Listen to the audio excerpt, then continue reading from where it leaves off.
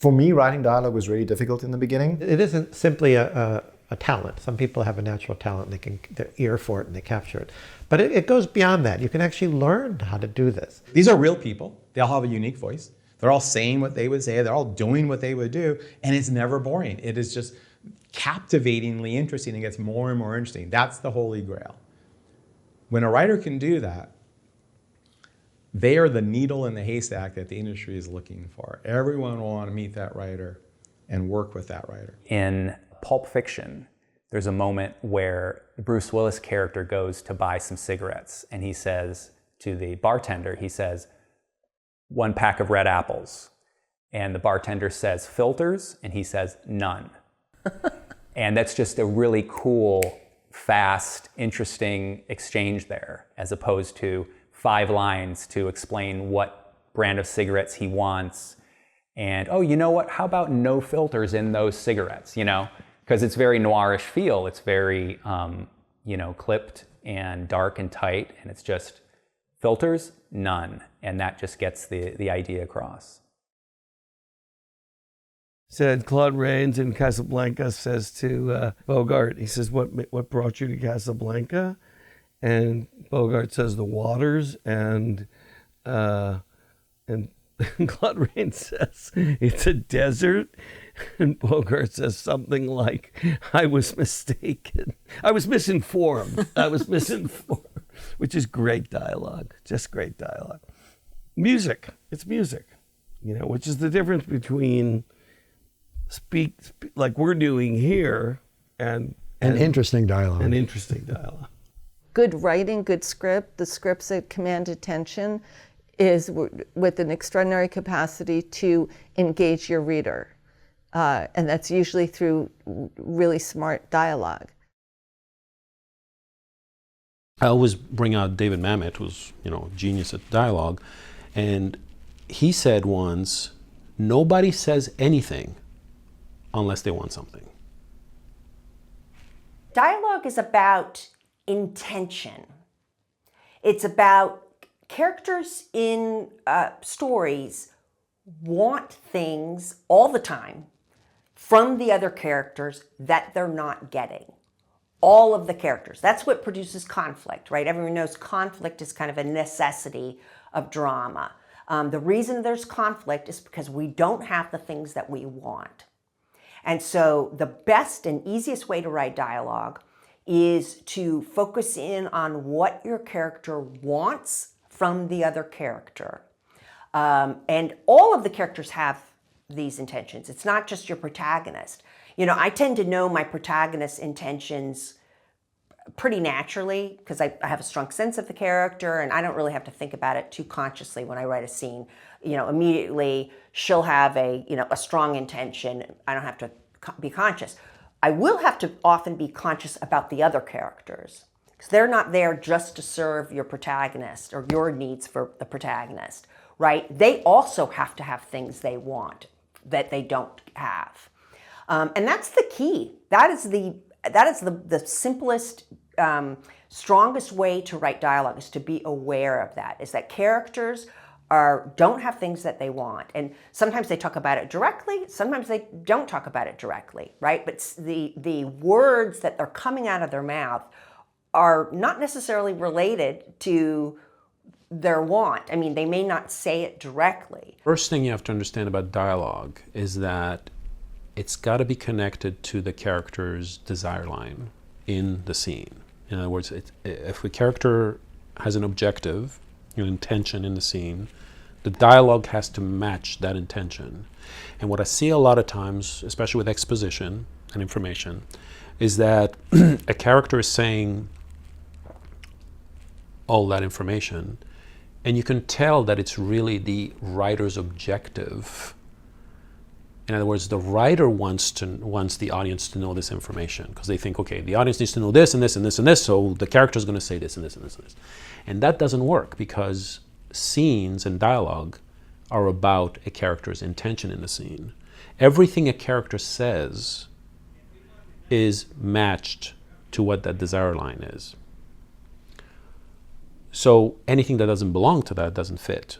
And you can tell whether it's the writer wanting to know that information. wanting the audience to know that information, whether it's part of the character. The external goal is their action goal, their physical goal that they need to achieve, kind of like the A story goal. Maybe it's the most obvious or most visual goal. And then the internal, like it says, it's going to be more emotional. It might be the love interest, it might be their family, or it might be just kind of a secondary active goal, but it's not as important as the external. Unless later they flip and maybe the internal becomes more important than the external. If you know your character's external and internal goal, I think it's really going to help you write your dialogue, because then you're writing their dialogue to show what they want and to get them actively toward their goal. You know, we're essentially selfish people. So when we speak, it's because we're trying to get somewhere. We're trying to get something. You know, so it really helps to know their goals. Nobody's going to say, you know, hey, I'm a trustworthy character. Right? I mean, if somebody said that to you, you're going to be thinking, whoa, why is he telling me this, right? There's always a reason. Why? So there's always a reason. And if we know what the reason is in the movie, if you know what the character wants, or you're trying to figure out what the character wants, that's more interesting than somebody dumping exposition. But what you can't get away with is writing dialogue without intentions. And the thing is, it makes it so easy to write. That's the good news. You know, you just ask yourself, what are my character's intention? This character, and I like I said, I like to phrase it in terms of what does the one character want from the other character? And it should be specific. Like, I'm not a fan of loosey-goosey, they want respect. No, I want this person to listen to me right now, right? So real specific, intentions. And the beauty of that is the scenes write themselves. You know, if I just establish, okay, this is this character's intention, that character's intention, I'm just transcribing. I just hear the characters argue with each other. It makes it really easy to write once you know that. It's particularly a requirement if you have a lot of exposition. Because if you don't have intentions, we know that it's just about exposition. Like, there should never be a scene there just because you want us to know something. Now, that said, you're probably going to have some scenes every now and then that are there just because you want us to know something. But you got to hide that. You got to hide that by the fact that people have really strong intentions. And so I'm not noticing, it doesn't reek of exposition to me because the characters have very forceful things that they want from each other. And so the exposition comes out like as a little byproduct of what they're saying. And so it feels natural. If you don't have intentions and people are talking in exposition, then immediately it'll reek of that. And it'll, particularly a writer will notice, even non-writers will notice, is like, this is really boring. Why are these people just, telling me a bunch of stuff? But if you have intentions, we're not going to notice that, or we're not going to notice as much. Characters who just dump exposition, it's just boring because it's not connected to a desire line. Even characters who disagree with each other, even though that might be kind of interesting because there's some tension there, if we don't know what they want, it's going to be boring. So you see this a lot with amateur scenes of people like, oh, I need conflict, so my character is just going to argue, and so you have the people arguing back and forth, but it doesn't mean anything. It's just right because we don't know what they want. And that's really what makes something interesting, is intention and obstacle to that. If, for example, let's say my goal is to dramatize for the audience that a woman loves her son, her young son. Now, I could show them walking down the street together and they could, I love you, honey. I love you too, mommy. Well, I guess I've done it. I've communicated the information. But if I have them walking down the street, they stop for a moment. She stops to chat with the passerby, and the little boy, she looks around and he's suddenly gone, and she's frantic and she starts rushing from store to store to see if anybody's seen her son, and yelling, and pulls out her phone to dial 911, and she's bursting into tears as she tries to explain. And then she looks up and she sees him standing at a toy store window staring in at the toys, and then she rushes up and hugs him. Now I have dramatized how much she loves him. I have shown it. I have made the audience feel that she loves him if I simply say it. I've communicated the information in a way, but I haven't made the audience feel that information, and that's my job as a screenwriter, as a storyteller, again, is to make the audience feel something. That's the contract we made. So that's the distinction. The distinction is conflict. I created a conflict of the child being missing.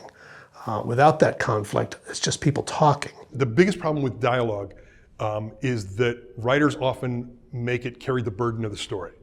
When what you want to do is you want to tell the story visually. We're screenwriters, not speaker writers. There's a reason for that. So you want to tell the story visually and use the dialogue as icing on the cake. Once the dialogue doesn't have the burden of telling the whole story, the dialogue can play, can be fun. I mean, it's still giving us parts of the story, but it's not carrying the whole story. So, if you watch a movie and look at a great movie, often great movies have so much stuff that is dialogue free. I think it's Billy Wilder who did this, and the story goes to Billy Wilder, who is a great German screenwriter, came to the United States when the Nazis took over Germany, and was sleeping on Peter Lorre's couch, like many screenwriters. Quentin Tarantino was sleeping on Scotty Spiegel's couch, and Scotty Spiegel got him a screenwriting job so that he could get him the hell off his couch. So Peter Lorre wanted to get Billy Wilder the hell off his couch, and hooked him up, went to Paramount Pictures and pitched him as the greatest visual storytelling screenwriter. And so they had a scene, and I want to say it's in Dodsworth, but I could be wrong, where it was a 10-page scene where a husband and wife have a argument, and through the argument we find out that their relationship is no longer romantic or emotional in any way. They're just two people that live in the same house. And so there's 10 pages of dialogue, and they needed to cut it down, and Billy Wilder turned that into a half-page scene. And the half-page scene was husband and wife on the elevator of their building. Husband's wearing his hat, wife's got her purse clutched to her chest. Doors open, pretty woman gets on the elevator, husband takes off the hat and smiles at her, and the wife basically takes a step away from the husband. That scene gives us pretty much all the information that the thrill has gone from this relationship without all that dialogue. And so always be looking for the scene that can demonstrate what's going on in the story rather than tell us through dialogue. That doesn't mean you have to get rid of dialogue, but it does mean that the dialogue can now be something else, can now have fun. Can we show that without them saying anything or saying a lot less? Yes. Always cut the fat, like cut as much as you can. The simpler it is, the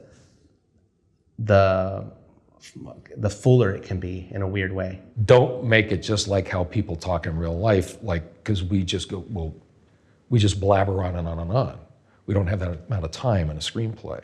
One good trick is to try and keep your sentences as short as possible, which forces you to write in a punchier fashion. That's something that I guess I learned from my journalist father. Although honestly, I tend to break that rule a lot, so I'm probably a bit hypocritical there. The problem I see is when it's too long. Then we're kind of wondering, okay, where's the conflict? What's happening here? I mean, it might be interesting, but even something that's really interesting for too long will disengage an audience after a while. So you could do it, just don't do it for too long. Oftentimes my first draft and my second draft, maybe first to third draft, there's at least a 10-page difference of how much I've cut out. Writers are constantly have a great line at the end of a scene, but then they add a couple of more lines. They're insecurity lines, they call them. So we instantly just cross them out because they already had a great line. That's the end of the scene. And yes, everything hasn't been quite wrapped up, but that adds energy. When you cut that, you're pouring energy into the story. When you leave it there, you're sucking energy out of the story because the audience is like bored through those last two lines and going, why did we need that? I'm out of it at, you had me at a low, kind of, You don't need that beginning sentence. You're saying the same thing in repetition 2 lines from now, and really getting concise down to the point of having, or overwriting where characters say something and you say it would be better if they just had a reaction. I always try to err on the side of let the actors act and emote rather than say something. You know, if you see someone's eyes 60 feet on the screen, that's going to say a lot more than a line of dialogue, you know. So you cut. They say cut the dialogue and then cut it 20% more than that. And you're like, oh, lean. And no one wants to but I've read screenplays that read like a stage play. And you're like, that's not what this is.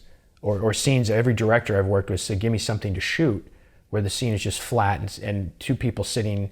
Now, Quentin Tarantino can do it with interesting dialogue, with 10 pages of dialogue, but two characters sitting in a dinner scene, you know, the directors I worked with, they hate it. They're like, what are we doing? It's just this, you know, and plus the food, it will be spoiled, you know, it takes a long time to film it, you know. You lose readers very quickly with overwritten dialogue. Dialogue should go at a pretty fast pace. You know, there are going to be exceptions. You might have people make a speech every now and then, but most of the time, you know, it's a couple of lines max, back and forth. You want to trim everything you can. Even if you have a character that the idea is they ramble on and on, I don't want to write that for too long because it gets tired. It's more, you know, you would indicate that more by the character starts talking and somebody goes, oh, here he goes again, right? We don't actually want to hear the character go on and on and on. So keep that in mind. It's a really succinct version of that.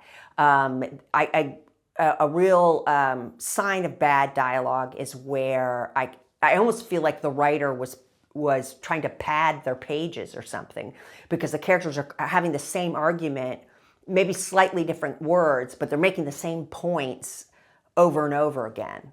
You don't do that. Make your point once and move on. There's an old rule that you enter a scene as late as possible and you leave it as early as possible. And you make sure that you hit the main point of that scene. And if you keep that in mind, that will also tend to focus your dialogue. Cut to the chase. What's going on? You know, less is always more. Is you know what I mean? And I've always found that, and you find a producer I worked with, he caught the repetition in dialogue, and I didn't even see it. And he said, "You're saying the same thing here again. We don't need it." I'm like, "Oh my God, you're right." And he's a big anti-repetition, you know, producer. And I've never had that before. A producer like would point out those specifics. I go, you're right. I've got this bad habit now of not even seeing it. And so now I'm very cognizant of that when I work with him and in general that, you know, we only have so much time on the screen and so many pages. And if you don't like the constraints, then write a novel. You can do whatever you want. But if you like the screenplay format, you know, you have to have these dense packed scenes with subtext, but not go on for 6-8 pages. You know, there's a rhythm to it. You have a feel, like you say, when you start reading that a script's overwritten, you just know everything's described, and the writer's so afraid to let go that their vision or their ideas won't come through on the page. Well, once they take that script and make it, but you want to, you know, your imprint is the script. So, you know, all these other little particulars are not going to help when it's overwritten. So on-the-nose dialogue usually means your characters are saying everything that they're thinking. There is no nuance, there is no subtext. On-the-nose dialogue is dialogue that is generic. It is describing something that we could easily see, that is clear in the scene. It's explaining something. It's just kind of like lazy dialogue that doesn't show that character's voice. On-the-nose dialogue is dialogue that's too direct and straightforward. It doesn't give the audience anything interesting to think about. Often we can find on-the-nose dialogue where the character is saying exactly what he means, with no space in between the text, what he's saying, and the subtext, what he means. If I'm in love with you, and I say, I'm in love with you, that dialogue is directly on the nose. I'm telling you exactly what I mean. And for the audience watching, unless it's a very special moment, that's probably not a very interesting moment because nothing is being challenged. Everything's a little bit too easy. If I say to you, would you like to have a cup of coffee with me? And everybody understands I'm really saying I love you. Then I've taken dialogue that's on the nose and moved it off the nose. I've given an inference or a suggestion of what I mean without stating what I mean directly. As a point of interest, I can tell you 2 different ways to say this phrase in other languages. Oh, please. Yes. In Spanish, it's demasiado obvio, too obvious. They don't have a metaphor for it. But in Russian, it is the beautiful slishkom vlob. Slishkom vlob, that means too much forehead. Which is their way of saying on the nose. And often the difference between okay writing and great writing can be found in the distance between what is being said and what is being felt. So dialogue that's on the nose is generally not satisfying because it doesn't give the audience anything to work with or think about. I like to say sometimes that talking heads dialogue, where it's just 2 characters talking to each other, kind of at each other, and then Q&A sessions are the worst, and that's where one character keeps asking another questions and then they just keep answering it. So it's almost like an interview. And if that goes on for too long, it really tires out the reader and it just gets really what we call on the nose. The question of on-the-nose dialogue is not related to subtext. On-the-nose dialogue is defined as characters say exactly what they are thinking. And it's straightforward and it's boring. So in that example, okay, man says to the woman, I love you, I love you, I love you. And okay, so that's a bit on the nose, let's say. But the way to attack that, again, is in the rewrite stage, not when you're trying to come up with it. There are literary devices that are ancient that you can employ. And the easiest one is irony. You take a character who says, you look like hell. Okay, that's a straightforward attack. And says, you look beautiful. Just flip it completely upside down. And they'll be like, what do you mean? I couldn't sleep last night.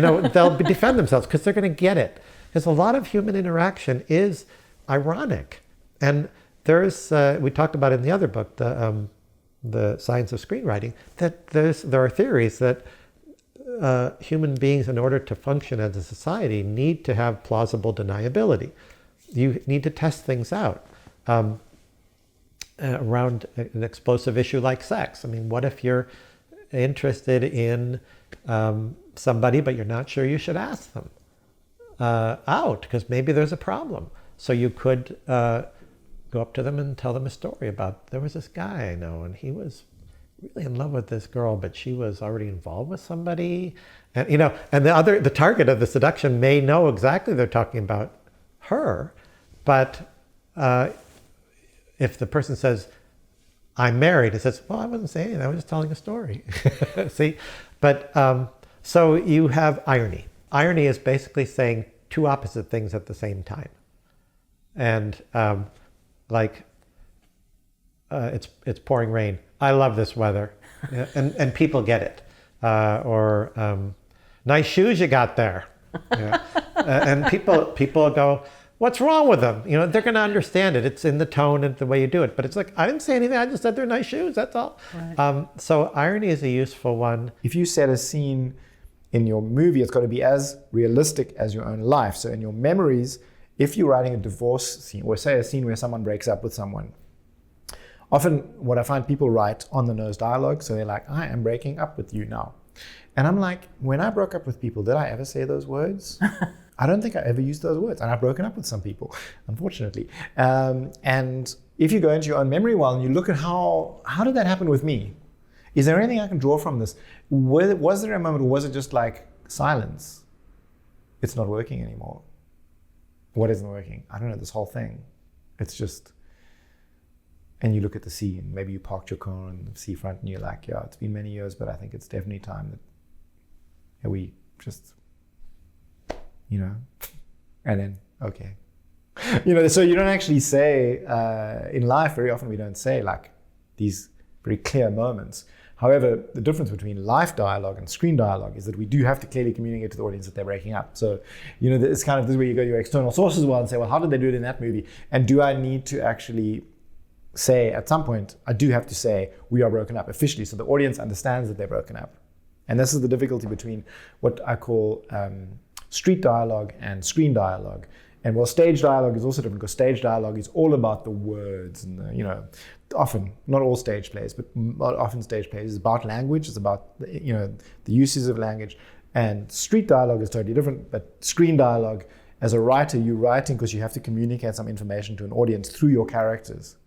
And that's the delicate balance, is using your memory well to write realistic sounding dialogue, but then also using the external sources well and knowing that it's got to serve a purpose. It's got to move the story forward. So sometimes it has to be slightly on the nose. Time spent trying to deliver exposition through dialogue is mostly time wasted. Obviously, some of it is necessary. Sometimes it's the only way to communicate things is through dialogue. Technical things, information that they need to know, but it's not the most effective way. You might get a note that says, I need somebody to just make it plain. I need someone to just say it, because we're all kind of lost in the sauce of what's going on here. Sometimes characters are on the nose more, and sometimes they talk all in subtext. More often it's a bit of a mix, or you're going to have different moments of that. Every now and then you may have a complicated sequence that you want to help the reader check in and kind of orient themselves. So you might have a character say something, why did you bring, I told you to bring the red car, why did you bring the blue car, So then that reminds the reader that, oh, they switched cars back there, remember that, So you might want to plant something that is a bit on the nose. I don't feel like a writer should feel the pressure to write, Sorkin-esque dialogue for every single character. Every single character doesn't have to have incredibly stylized dialogue. Every single line of dialogue is not going to have subtext, or no one's going to know what we're talking about, right? Like at some point, you got to say it out loud, especially if you're writing something that's like science fiction or, something that's already pretty difficult for us to understand, like something political, etc. At some point, someone's just got to keep it simple and make it very plain about what's going on, or we're all going to be lost. So sometimes on the nose dialogue is okay, and you won't get that note about it. You might get a note that says, I need somebody to just make it plain. I need someone to just say it, because we're all kind of lost in the sauce of what's going on here. There can be dialogue that's too poetic, right? Like it's so poetic that we aren't really having a conversation anymore, and we aren't really pushing the story forward anymore. We're just saying nice flowery things, right? So I think no matter what, unless again, you've just got a natural knack at it, and some people do, that it takes a little while to figure out dialogue, especially because you're writing for so many characters, and not all of those characters are going to sound the same, talk the same, use the same cadence in their speaking, etc. And so I think it's a skill set that it takes a little while to kind of figure out. I think with dialogue, there's a value in the subtext of the want, like you're describing. I also think that the want is something that you can hit on the nose with the character just declaring, I want blank. And I think that I have seen that done incredibly well, where it's great for the audience because you clearly know what the character wants. So there's a value in the subtext as long as we don't miss the want. And there's a value in the dialogue sometimes defining the want on the nose for the audience. There's a little bit of poetry to writing dialogue, right? There are puns, and like a lot of the greatest dialogue that we think about are things that I probably would not have said that in real life. You know what I mean? So there is a little bit of that happens, and not everybody's good at that, and that's fine. I'm not necessarily all that great at it unless I'm writing like old Southern women or men. Then I can give them all the poetry there is, but that's because I grew up around those people, so I know the kind of poetry that they speak, right? But generally speaking, it usually just means that, on the nose literally means like you can't miss it. It's right there. And you want some of that dialogue to be far more nuanced so that you can play with everything else in the scene. The words don't have to tell us everything. So it's a little bit of show, don't tell, right? The words don't have to tell us everything. How can we find out other things? Or how can you say this to me without saying it to me, right? So there's like this I'm going to call it a meme. I don't think that's what it is. But, you know, they say, tell me you're an 80s baby without telling me you're an 80s baby. Oh, well, one of my first concerts was The Temptations, which probably would make me like a 70s baby. But, you know, I went with my parents. Right. So, but that would be my way of saying that. Instead of just walking in and saying, I'm an 80s baby, I'd go, well, my first concert was Prince. And then people will probably go, oh, okay, you were probably born in the whatever time. So the same thing is true with your dialogue. How can, let's go back to our young lady who's cursing out her mother. How can she show her mother that she's upset with her without saying, I'm upset with you? That's how you're going to write dialogue that's not on the nose. That's how you're going to get the subtext. That's how you're going to get the nuance. So for example, one of the examples I love, and hopefully I can remember the name of this film, it's about cowboys and it's on Netflix. But the son asks the father, why don't you love me? And instead of the father saying, I love you, and here are all the reasons why, he tells a story about naming him. And it's because I gave you your name that we understand he loves him. He never says, I love you. He never says, no, son, you got to believe it, I love you. Instead, he tells this beautiful story about how he chose his name. That's subtext. That's nuance. That's not being on the nose. The on the nose response would be, I love you. I think the best dialogue comes from the best listeners. Good dialogue writers also have really good ears, and they're listening for the way people speak, and they remember those sorts of things. Hearing things, writing things down, writing down expressions like, oh my God, what a great expression. What does that mean? I'm going to take that. You know, or just the dynamic between people, you know, kinds of relationships. Who's talking to who at the supermarket? Listening to a couple arguing or being too nice to each other or whatever it is. You know, it's fascinating. I'm always writing things down. Listening to how people talk, listening to interesting people around, how they talk, and then once you write your dialogue, read it out loud, you know, do a table read with friends or your writer's group, or just even if you read it out loud yourself. All my characters, no matter how small the part is I'm just trying to get in the headspace of that character's point of view. And so I'm constantly trying to, and I basically, when I write, I act out the parts in my head as I'm writing them. And I used to think I was crazy. And then I read an interview with Aaron Sorkin where he said he played all the parts as he wrote them in his head. And I thought, oh, I do too. You know, I was with this relief that, okay, well, the great screenwriter of our times is what he does. So, and that had been my process. So that's where I'm constantly just trying to get into the voice and the headspace of the characters as I write them. Well, what I do is I try to assign in my head a voice for each character, right? Now, sometimes it'll be the voice of an actor that I know, right? I mean, not personally, or just, you know, I've seen movies with that actor. So like so we made Hugh Grant at one point when we were making him British, I had Hugh Grant's voice in my head. So it was a lot easier to write that dialogue hearing it coming from his voice in here, you know. And then the acting out part of it is, I must have looked like a crazy person because there were one of the apartments that we lived in back then was on the 3rd floor in like Toluca Lake area of this apartment building, and there was a little tiny office at the top of it. A little tiny office, and there was there was an access door to the roof, right? And back then, I could stay up all night writing. I was more of a night owl back then, not anymore, not so much anymore. But I'd come up with a scene, or I'd be close to getting a scene, and it'd be 2 o'clock in the morning, and I'd go outside onto the roof, and I'd be walking around up there talking to myself, like acting out the part, and trying to come up with the dialogue that would be true to the character and not be too expositional, which is something that all of us screenwriters must avoid, and see if it worked. See if it worked just at least, you know, out loud or in my head. And that's what I would finally commit to. You know, you put it away for a week and you come back to it and it really is glaring, like, did I write that? You know, it bumps for me. This character doesn't sound like, and many times people find it's good to speak the dialogue aloud, you know, or have table reads where they can hear it,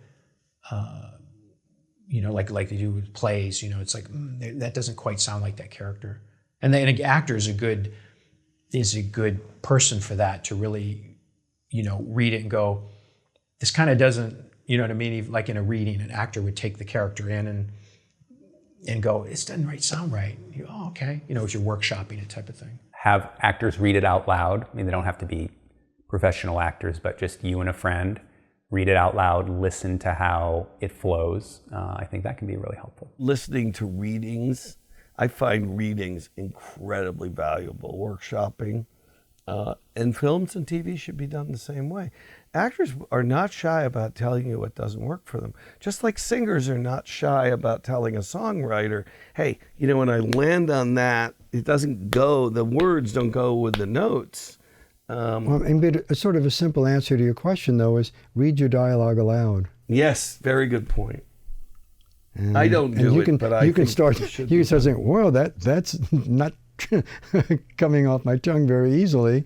I don't think I want to ask somebody to say that. You know, when composers compose, and you're writing for an orchestra, and you don't know how to play the French horn, and you can't play the oboe, and quite often after it's done, you have people play through the parts, and they say, "That's unplayable. You can't finger it that way," and they have to go back and they have to change their parts, because they're not writing for that instrument. Right now, we're reading through the play. My director's dividing the play into beats and sections, and we're really focusing on, you know, after we've read through it all together, now we're focusing on the individual words and to see exactly what's working, and, you know, what words really don't quite make sense, or what did I have in my mind that the actresses aren't necessarily feeling or getting, or they don't quite know how to say it, or the director isn't sure. And that's an amazing process. You know, it's like a fantastic process. So being able to hone the words, it's kind of rare. You know, just doing a table read of your script before something is produced, which doesn't always happen, is really, really helpful. You have to hear other voices other than the ones in your head. You know, you have to hear them say the words. You know, tape it, you know, with your phone or something, and listen back. And if it doesn't sound, you know, this is the thing about sound, the way people talk, their diction, what they would say and what they wouldn't say, what they would reveal and not. People think, for example, that objectivity in the world exists, but it doesn't. If 3 people walk into this room, would they all see the same thing? It'd see chairs, rug, desk? No. If an interior designer was to walk in this room, they would get nauseous. If a carpenter came in, they'd be looking at the shelves plumb. If a psychologist came in, they'd be looking at the titles of the books. And if a chiropractor came in, they'd be looking at our posture and saying, I see money coming my way, slouching. But the eye doesn't tell the brain what it sees, the brain tells the eyes what to look for. And so, Interesting, I didn't know that. And so actors are constantly looking at, when they're seeing any extreme in behavior, they're paying attention to the littlest things. Right. You know, it's not just that his voice raises, but what's he doing with his hands while he's doing it? How has his posture changed? Because he's going to use that. And so again, the same thing, good writers, when they hear people talk, they're saying, did that person get tongue-tied when she got really angry? Or did this whole slew of stuff just come rolling off the tongue? And does this sound like something she said a lot of times? Or is this something that, you know, is she saying it legato or staccato? You know, it's like, I'm so angry at you, I could just bust. Or is it, I'm so angry at you, I could just bust. And you know, all these things, they're listening for these things, saying, wow, listen how the emotion's coming out in everyday people doing stuff. That's the way I want to write the dialogue. So it's, you look at what you're interested in. And if you're a good dialogue writer, you don't just think of what words they're going to say. It's, what have I seen people do when they're trying to demonstrate them, when they're demonstrating that emotion? How do the words come out?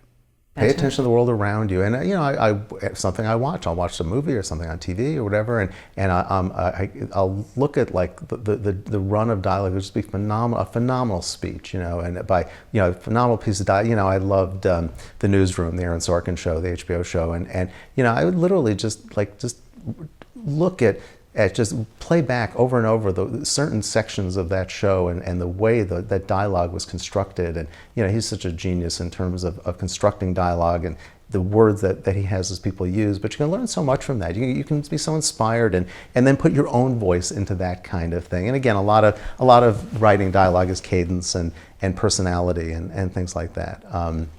And trying to have characters sound different, so that not every character sounds exactly the same.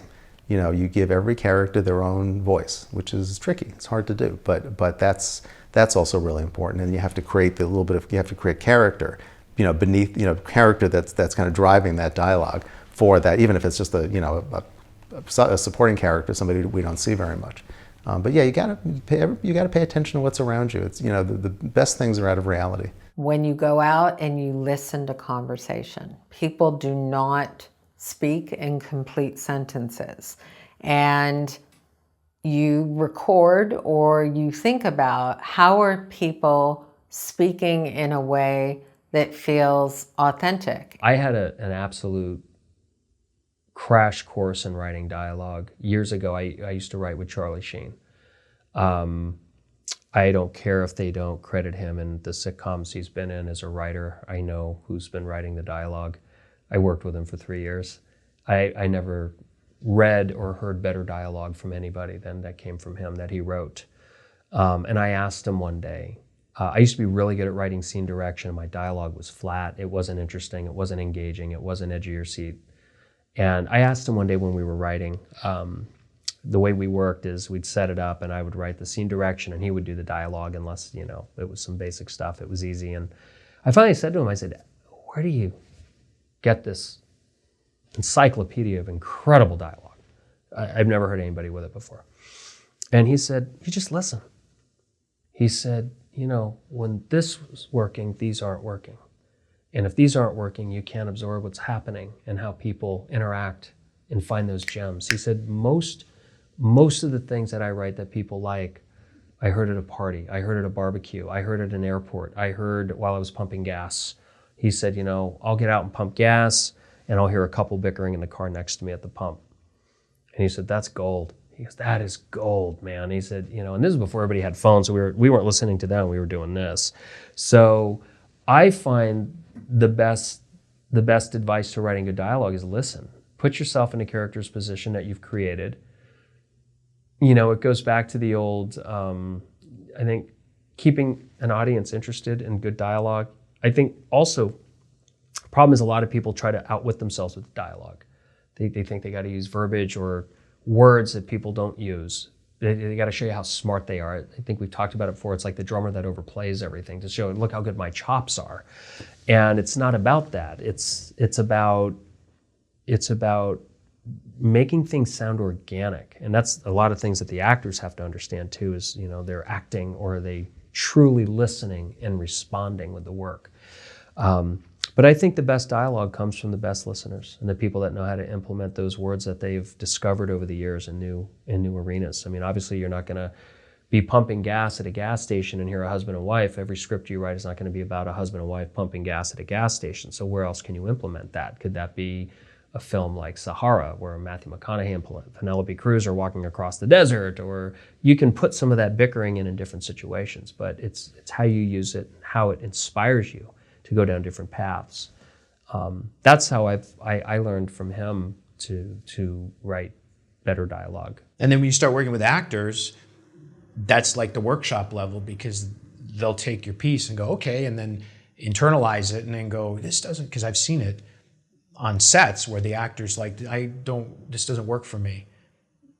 I need to change this. And it's like, okay, as long as it's not too changed, because, you take that line out earlier, we're not talking about big rewrite, but, internalizing it and saying, because now I know my character wouldn't really say that. And you go, okay, that's fair, In writing it, I thought it would, and now on the set, it doesn't work, so there's that thing. So it's constant evolving, entity is the screenplay, because you're shooting it for the first time, and it's creative process. There's choices made on the set all the time. Dialogue is music with the melody removed. Dialogue is writing lyrics. In essence, it has a musical quality when it's done well, and that the sound and the meter of the dialogue is functioning is just as important as the actual meaning of the words. The words you choose and the order you choose to put them in the actors' mouths is just as important in terms of their sound and their meter as it is in terms of the actual technical dictionary definition of the words. Because what you're trying to communicate to the audience is the emotion of the scene. It's not about delivering technical information. Dialogue's not particularly good at that.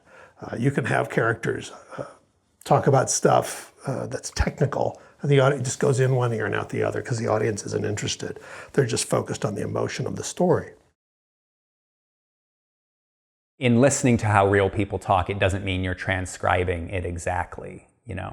People don't talk like they're in a movie, but so there is a certain amount of dramatic license that you have to use.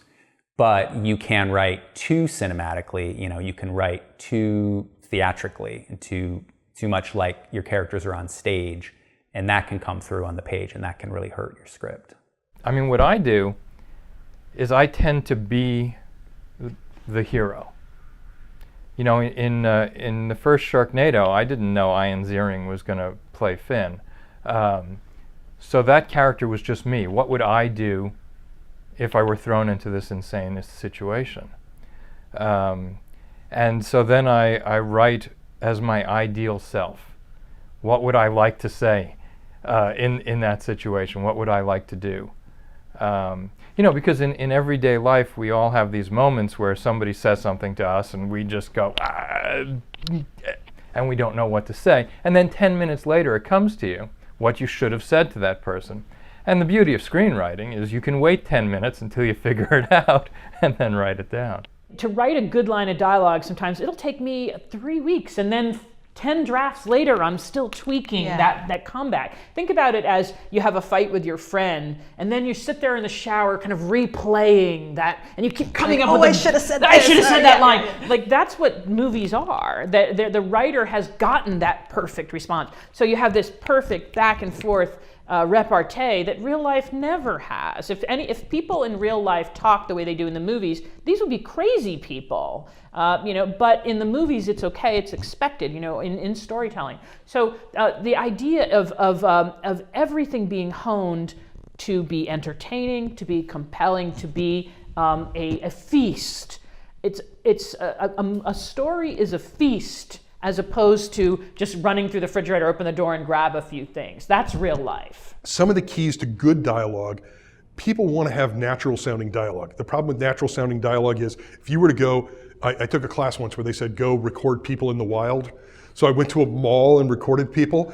And what I got, the most interesting thing I got was a guy who spoke entirely in belches. And you could understand him. But what happens in the wild, humans in the wild, when we speak, we talk and talk and talk and never get to the point. And that's a problem, is in real life, real dialogue seems to never go anywhere. So what we don't want is real dialogue. We want something that appears to be real dialogue. And that means we're going to craft something so that it sounds real. One of the ways to do that is to have characters misunderstand each other. Because bad dialogue in movies is when every character knows exactly what the other character is thinking when they say that. In real life, we don't know what the other character is saying. So if you say, I'm sick of your job, I'm sick of you working your job, we may hear, I'm sick of you, and respond to that. We come up with our response sometimes before the end of the sentence. So misunderstandings occur in real dialogue, and we create that.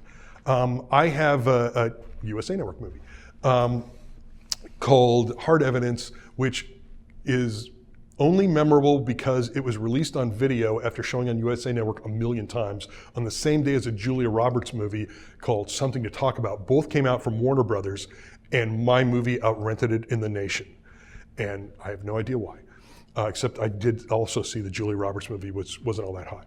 But one of the things that happens in that script is it's about a guy who cheats on his wife. And so she basically says, you know, you're going to sleep on the sofa from this point on, or, you know, we're breaking up. So he goes down, they get into an argument. He sleeps on the argument. He's the one that cheated. So he's sleeping on the sofa, and the wife comes in one morning while he's in the kitchen and says, this is after a period of time has passed, and said, that sofa can't be too comfortable.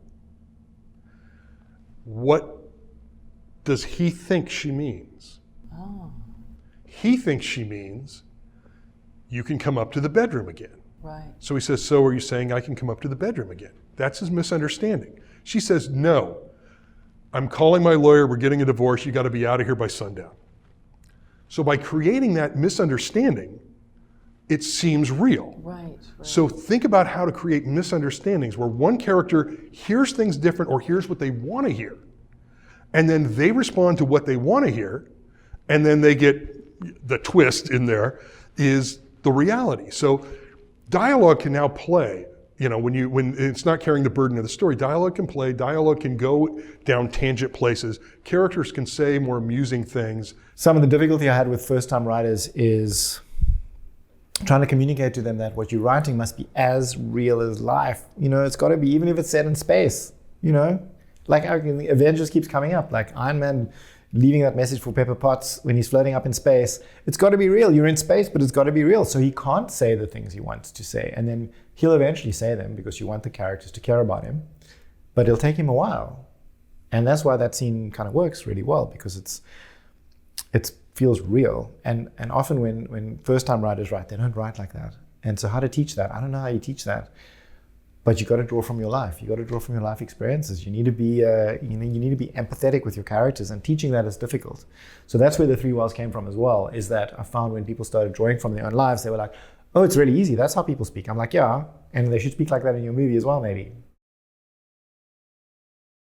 Finding the character's voice. You know, one of the mistakes a lot of screenwriters make is that all the characters sound exactly alike. Well, you want each character to sound unique to themselves. You know, ideally, if you covered up the character's name and read the line, you would be able to tell that it was that specific character because they should have a specific voice. And we all know from literature graduate school that one of the common questions that you asked is, you're just given lines of dialogue from plays and asked to identify the character by one line of dialogue.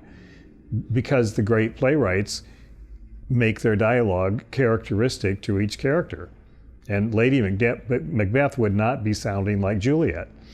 You know, there always be clear who's talking. And I found myself going to edit it and trying to figure out what to do with it and like why it wasn't working, why it wasn't resonating with people. And then I realized myself, you know, I'm 10 pages into it and I'm bored. The character just had no voice. So I realized that was a problem. And it's important to recognize those things in your writing. You have to certainly be aware of what's working, but you also have to be self-aware enough to accept what's not working. You want to write the way dialogue that sounds like how we talk, which is different than how we write. So there are other things to keep in mind that, keep that, for example, we're not always grammatically correct. Even people who are very, well educated are not 100% grammatically correct all the time. That people generally are going to use contractions. Even people who think they're very proper and think they never use contractions some of the time. That they're going to have distinct vocabulary kind of word choices that they like. Little things like that. But honestly, those are all secondary. I've read scripts all the time where all the characters sound alike. That can be a problem, but sometimes if they're all coming from the same kind of social class, it's not terribly surprising. If all of my characters are sounding the same to the reader, it must be that I haven't delved into them enough to make them sound different. I can assume that it's a problem that they all sound the same. If it's not a problem, that's great. If they say, all of your characters sound the same and we love it, well, great, problem solved. Let's pay me and I'll go on to my next project. But if they're saying the problem with the script is that the characters all sound the same, then I have a problem. My first problem in the moment is, ouch, my feelings. You just told me something bad about my work and I feel bad. Now that's me processing information through ego. I'm asking, how does this information make me feel? That's not going to get the problem solved. That's just going to make me feel bad. They hate me. They think I can't write multidimensional characters or different characters. This sucks, I suck. It's the end of the world. So in the moment when they're giving me these notes, I'm making a different choice. I'm not filtering through ego, I'm filtering through the work. I'm asking, what information are they giving me and how can I use the information they're giving me to improve the work? Now, we can pass through the notion that I don't think they're right. I don't think the characters sound the same. I think they all sound different. But if it's a situation where they're giving me notes and I have to work from those notes, then I'm going to say to myself, if they're right, how are they right? What is their problem? Well, it looks like these two characters, I don't think they sound the same because their comic tones are quite different. Oh, but I do see that they agree with each other on what's a great TV show. They both love this one show, and there's no story purpose for it. It's just a fact. They're too similar in that sense. They love the same things. Okay, I could start to solve the problem by rethinking the characters and saying they don't love the same thing. They love different things, so they each hate what the other loves. I made a different choice. Now I'm in a space where I can start to give the characters different comic filters, more exaggerated comic filters, and separate them, move them off in different directions. There's a good example of characters who are very close to one another, who you would think would sound the same, and you kind of wonder how they ended up not sounding the same. It's Joey and Phoebe from Friends. Because Joey's comic filter is Teflon brain. Nothing sticks to his brain. He's pretty dumb. Pretty but dumb. No, just pretty dumb.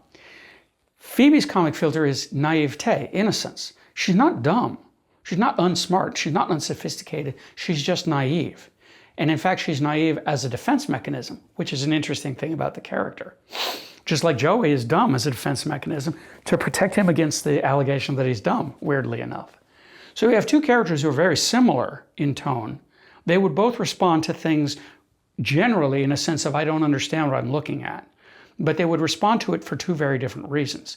Joey, because he doesn't have the cultural information to solve the problem that he's looking at, and Phoebe, because she won't allow herself to think about things in a sophisticated, self-aware way. She will adhere to her self-image for the sake of self-protection. That's another interesting thing about comic characters. They will always serve their self-image above their self-interest.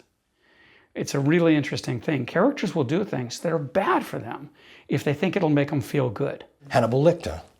Very little doubt about who's speaking in the script when you read it, sure. where it's Hannibal Lecter, and very character-specific dialogue. So you're not just looking at colloquialisms, you're looking at intellect. You're looking at, their profession. How does a doctor speak? If you're going to have a character as a doctor as a character, you have to research how they would speak. What do they know in those certain situations? And I think that's mistakes I see a lot, is that they can't just speak like an average, Joe on the street. There is an elevated detail to how they speak. Think about how dialogue is character-based. It all comes from characters. And if you take a different group of people and have them say things, they're going to say it in different ways. And one of the things that I always use as my example is I write a lot in Starbucks coffee shops where all the baristas are dressed the same. They all have the same basic dialogue. What will you be having? Room for cream, etc. But each one is an individual, and the spin they put on it, their attitude, comes out through the way they say things. So there is a barista at one of my Starbucks who puts the positive spin on everything. So if you come in and say, I lost my job today, she'll say, great, you can spend more time with your family. No matter how bad your life is, she puts the positive spin on everything. And she is so upbeat and chipper that I just want to kill her. But that's her spin. There is a barista who everything is about himself. So if you come up and say, I want, the tea with 2 shots of melon, he goes, melon's not very good. I like the berry syrup. The berry syrup's better with this drink. And it's like, how has this become about you? No matter what you say, he turns it into his story. And so there are all these people have the same dialogue, the same basic dialogue, but how they say it, with their spin they put on it, shows their character through, the same basic dialogue, but the spin on it. And so think about dialogue as being the extension of character, and how we're going to learn about that character through however they say their, the generic line is this. Now our job as writers is to take the generic line and do the specific to character line. This character thinks this. This character believes that everything is sexual, if you know what I mean. And there's that barista that does that. There's the barista that, no matter what you do, the opposite of the shipper, no matter what you do, it's always a terrible day for them. There's the barista that thinks that everyone's out to get them. It's the paranoid barista. It's like, why are you asking about whether we have, and it's like all these are different characters, and they come out through basically the same pieces of dialogue said in different ways. So think about how the character comes out through dialogue, and that makes it individual and interesting.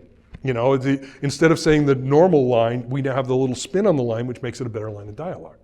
Hopefully you've created a unique enough character, or a character with a strong enough sense of who they are, or what their, how you would describe that character and what their journey is going to be, emotional journey is going to be, that the words they don't write themselves necessarily, but it's like the track that the train is running on. So you know what the character is about, you know where they're going to go, you know what they're doing right, you know what they're doing wrong, and what you want them to be and how they talk needs to match that basis of who they are. The other things to look at are things like characters' vocabulary, because you don't want all of your characters to have the same vocabulary that you do. Each character has different words for things.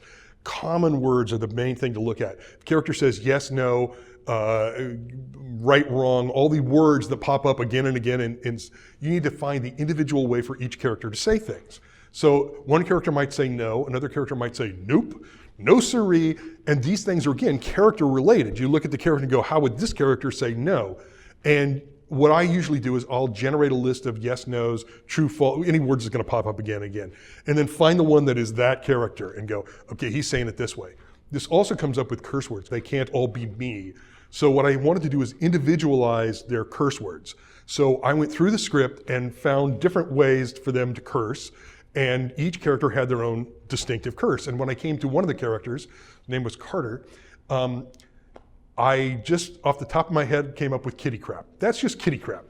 And when I used kitty crap, I went, this now changes that character into something even better than it was. So I went back and made him, he was a surfer dude, and now I made him a southern surfer dude, which I don't think I've ever seen on screen. And so now he has sort of these weird phrases that are like, down home phrases and surfer language all at once. And so I thought that makes this a totally individual character. But word choice is one of those things where we each have our different vocabulary, and so that's going to come out. Another thing about dialogue is that we all speak differently. There are characters that, put in a word like, every few words, and like, I don't know, like, and those things, which you use a little sparingly, but nonetheless create a different rhythm for that character.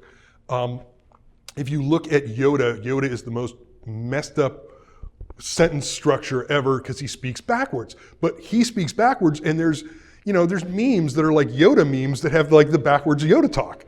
And that's such a distinctive type of dialogue. If you can come up with dialogue like that, there will be people that will write that stuff and you'll know it's Yoda right away.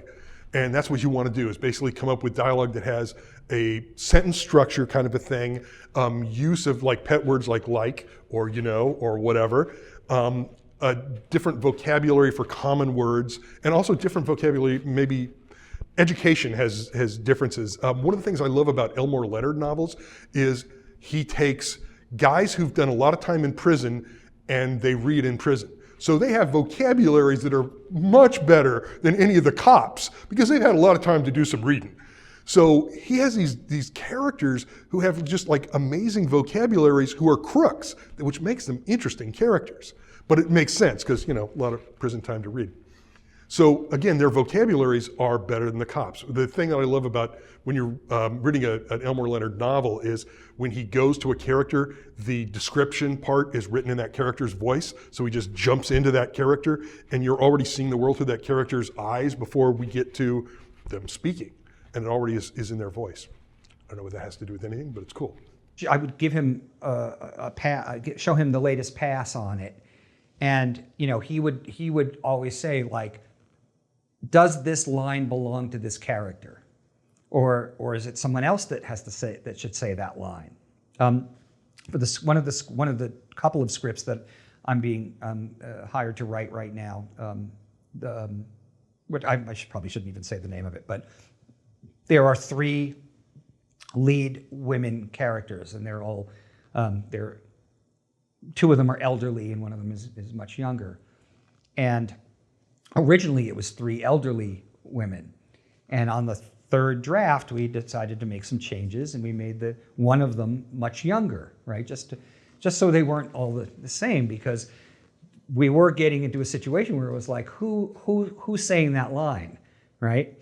So that was one way that we solved that issue, by having the one character drop her down, from being a 60-year-old woman to being a 30-year-old woman. Well, that automatically, just that change alone is going to change the dialogue, her dialogue, and it's also going to change the way the other 2 characters respond to her. When I'm doing the outline, I'm not, if I have a line that comes up, I'll throw it in just for my own sake so I remember it. But I'm running those scenes in my head, about what people are going to say, and the characters, and when this is the first time you're going to sit down and craft the scene, so you 2 have never been together, and I have to write it, and if I stay in that character's voice in my head, for the most part it'll continue through, but then you do another pass and redefine it and say, man, they really wouldn't say that, and this and that. So first draft is good for that, is to be with your characters and sort of sussing out the first time, and it may not be perfect, it won't be, about their voice, because you got to get a handle on that for the different characters. So it helps, like when you do your character profiles, if you decide to sit down like an actor would and really suss it out, to think of how this character speaks, what their point of view is, things like that, because many times I do read scripts and you could take the names off from characters and they kind of sound like the same person. And that's not what you don't want. It should be like you take the names off and I go, I know who that is. Oh, I know who this is. It has to be that distinct, because otherwise it just all blends into people just saying things, and people don't speak the same way. And so it's being very careful to craft things like slang and the way we use colloquialisms, speech impediments, that kind of thing. Who is your character and who are these characters that are speaking? One can be brash, one might be a little more silent and not speak very much. So it's really knowing each one of those characters and how they speak. You find that when you start writing dialogue, sometimes the characters talk differently than you expect. That evolves, and that can be very interesting. And sometimes your character changes as a result of your dialogue. But by and large, we're using our voices. We're using voices of people we know. We're using cadences. We're using regional, words. It's a combination of a lot of things, but it does, in a way, it does write itself. You're the driver, but it does kind of roll out. But again, a dialogue, it's about how do you write natural dialogue? How do you write the way people really speak? And it's cadence, and it's simplicity of words. It's expressing, saying the most amount of ideas and the least amount of letters, basically, the least amount of words, and to keep it all moving forward. It was a Christmas movie, but it was set in New Orleans. And so, there's some interesting accents down there, right? And the characters, obviously, they live there. They're going to have some of those, going to have that accent. Sure. And one of the lead characters was actually a cowboy from Texas, an older gentleman. So I was now working with those voices in my head. So speaking, we're working with all these different kinds of accents now, and so that in that way, believe me, it was very easy to know which character was saying what. But yeah, you have to. The script is going to work for someone else, not just yourself. For someone else to read it, it has to be very clear what character is saying what. It's set in Miami. So, I mean, there is an element of procrastination in it, but like, watching videos where, Miami locals explain the intricacies of Miami slang, that's important. If you want to have some of that like authentic Miami flavor in your script, you've got to hear how people talk, the words that they use, in what context they use them, what the Cubanos use in Miami. Like that's important to hear and understand. Characters generally should not be telling jokes unless it's in their character to tell jokes. And a lot of beginning writers kind of make this mistake. They're writing a sitcom, they have a joke they love, and they kind of force it into a character's mouth. It doesn't really belong in the character's mouth, but they know it's a surefire joke, and they think it's the job of the page to be funny, and they think that the presence of the joke will be funny. But that's not the character being funny, that's the writer telling a joke. If it's built into the character's nature to tell jokes, then you can tell jokes all day. We were just talking about Friends, and we can think about Chandler in Friends. In the first episode, he says, I use comedy as a defense mechanism. I protect myself by telling jokes. He's not hiding it. He tells us right there in the first episode that that's who he is. So when that character makes a joke, it's never for the sake of the joke. It's never for the sake of making the audience laugh. It's for the sake of making the character feel good about himself. So when I, as the writer, put a joke into the script for the sake of making the audience laugh, I'm basically ignoring what the characters are and what their needs are. If it's not appropriate for them to tell jokes and I throw jokes in there, the audience is going to say, why is that happening? I don't understand what's going on. But if I want to tell jokes, I will build telling jokes into the nature of the character. If you watched Justified, there's a great example of an educated criminal, because that guy, is the smartest, cleverest, again, clever, a criminal thing, but he's smart, he's clever, he can out-talk people with his amazing vocabulary, which is better than mine, which is another thing. When you're the writer, you don't have to know all these words, you just have to know how to look them up. I like to talk a lot about contrast. So if you have two characters in a scene, it's really always more interesting if the characters are contrasted. So if a character is speaking in a formal way, so somebody who's an academic or a professor or a doctor and he speaks in a formal way, make sure that the person that he's interacting with speaks in a more slangy way or more contracted way, because that's going to you're going to create that contrast. Just like in painting, if you want to highlight the color blue, you surround it with yellow, right? It's opposite. So it's the same thing with characters. A lot of the techniques in the dialogue chapter in the book are about individuality. How do you create individual voices? Because having all the characters sound the same is a very common problem with dialogue. It's usually the writer's voice, and Sorkin has actually been criticized for that all these characters sound the same. But when I talk about his dialogue and I show clips and actual scripts, I showed that he actually does individualize and the characters sound different. So it's an unfair criticism, but you have to do that. It helps if there's some difference in character speech or cadence or contractions versus stilted writing, grammatically correct writing. I think what you always want to look for as a writer is if you've got two or more characters in the scene, you want to create a situation where they want opposing things, or because otherwise there's no conflict. Or one way to look at it is every scene is a power grab. Everybody wants to take control of the situation in whatever way that means to them. And so how are they sort of secretly jockeying for position, you know, like he and I do. Like which of us, we're all just worried. We're worried about which of us looks smarter. See, that's what this whole interview has been. The other thing that you said about the desires on the part of the character, I was thinking, I know you said there's a lot more than two, but two more I would think about as the writer, besides, what were the two you said? What does the character the two different objectives. Yeah. Basically what I broke down, Michael, is what I call the public objective. Right. In other words, if I ask, in fact, anybody in this room now, what are you doing here? What do you want? What's your objective right now? And we could talk about we're doing this interview. That's our public objective. Then there's underneath that, deep underneath, is a private objective, which may not even be recognized. Well, yeah, that's what I was... It may be in the unconscious. What's driving that character to try to do that? Right.